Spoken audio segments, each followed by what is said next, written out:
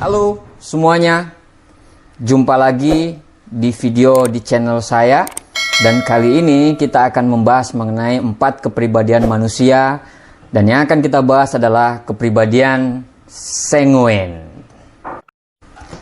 Kalau Anda pernah bertemu ya dengan orang yang murah senyum, orang yang kalau posting ya di media sosial ya, kalau dia fotonya 7, yang dia posting itu 12. Ya, apa aja diposting, apa aja diberitain, ya, suka berpenampilan modis, ya, suka ramai ya bajunya ya, topinya merah, ya, bajunya hijau, celananya ungu.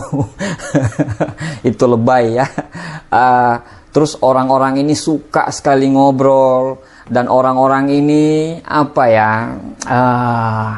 banyak temennya ya. Orang-orang ini bisa bergaul ya dengan komunitas-komunitas siapa saja ya. Berarti Anda lagi bertemu dengan orang-orang sanguin ya. Itu adalah ciri-ciri orang sanguin. Orang sanguin ini tidak bisa diam. Kalau orang-orang koleris atau melankolis itu me time-nya itu mungkin di rumah nonton TV gitu ya. Tapi kalau orang-orang sanguin ini tidak bisa sendiri ya. Me time-nya itu kalau tidak mall ya atau tempat-tempat yang ramai, karaokean bareng teman-teman Anda gitu ya. Tapi ada satu orang ini itu ya, satu orang ini ya dia mendominasi ya, pengennya lagu ini, pengennya lagu ini, pengennya lagu ini, padahal suaranya kemana, musiknya kemana, naik-naik sampai di kursi, joget-joget, dan yang makannya paling banyak. Berarti Anda lagi berteman dengan orang sanguin. Karena orang-orang sanguin itu orangnya ceria gitu ya. Dia hidup di masa sekarang. Ya, orang-orang sanguin itu seperti itu. Nah, cuman ya orang-orang sanguin ini mempunyai kelebihan-kelebihan yang tidak dimiliki oleh kepribadian lain. Ya, misalnya umpamanya dia adalah seorang pekerja keras. Anda tidak akan bisa menandingi kerja kerasnya seorang sanguin. Orang-orang ini kalau bicara kerja keras, udah nggak usah diraguin lagi.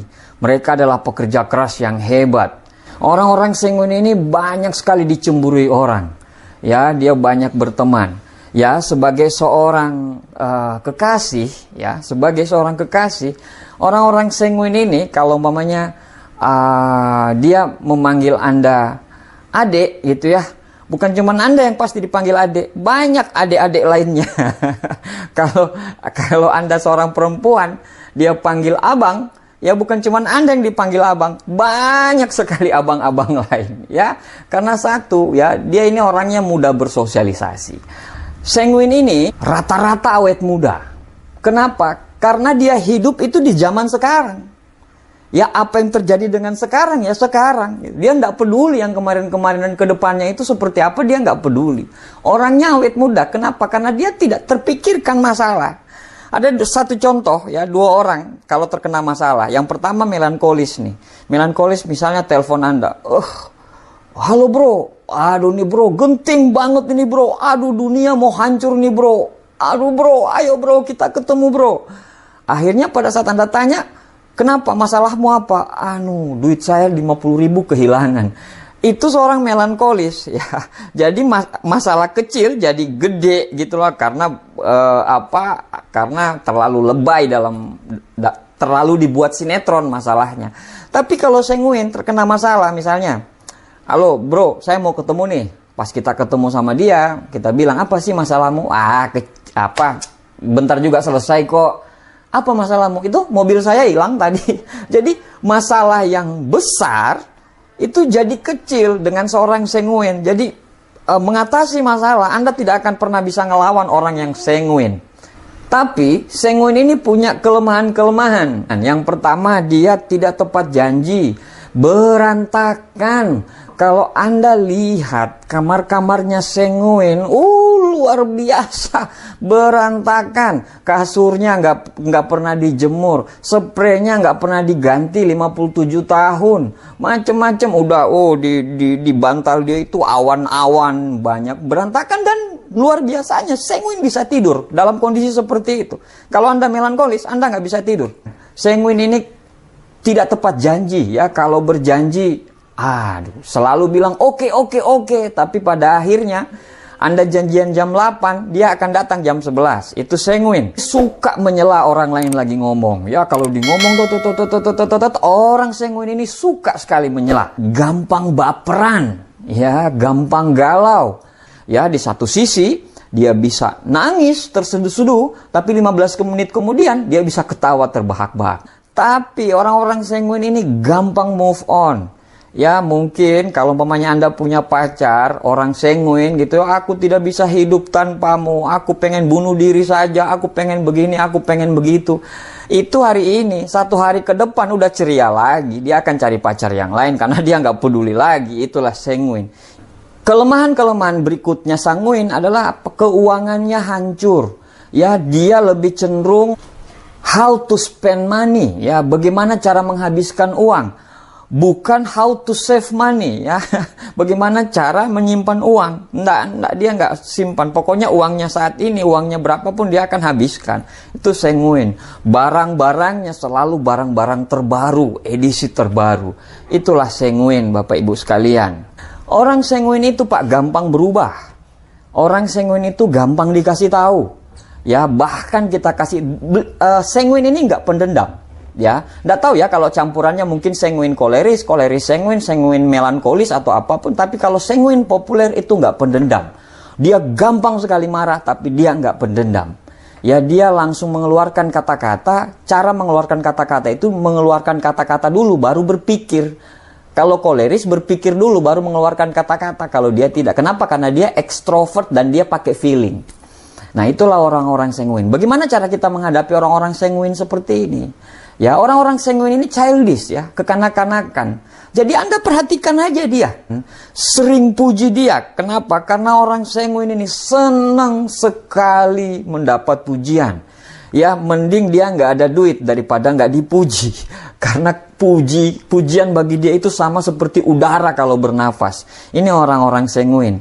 Bagi Anda yang Sanguin, ya, karena Anda terkenal dengan orang tidak tepat janji, mulailah menepati janji. Kenapa? Karena dengan menepati janji, Anda lagi membangun kepercayaan pada orang. Ya, apalagi kalau Anda bermain di dunia marketing. Di dunia marketing, ya, tidak on time itu adalah hal yang fatal. Ya, jadi Anda lah mulai didata semuanya. Anda harus pendataannya bagus, ya, pembukuannya bagus, ya.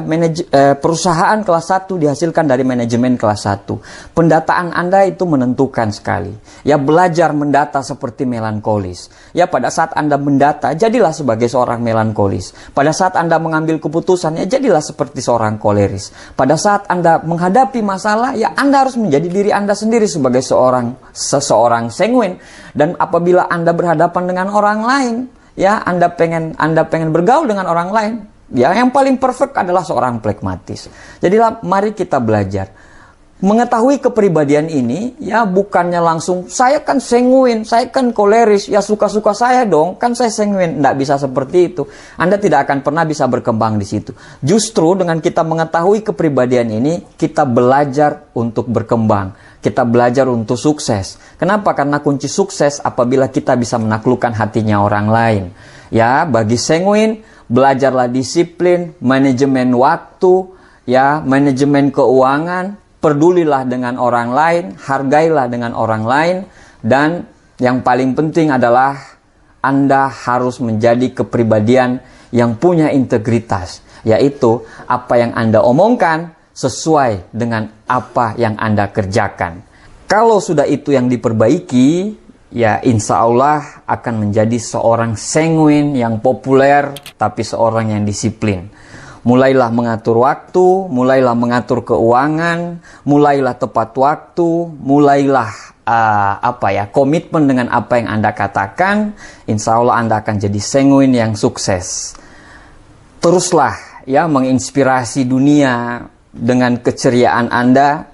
teruslah menginspirasi dunia dengan kerja keras Anda, dan teruslah menjadi orang yang disenangi oleh semua orang. Demikian vlog saya kali ini.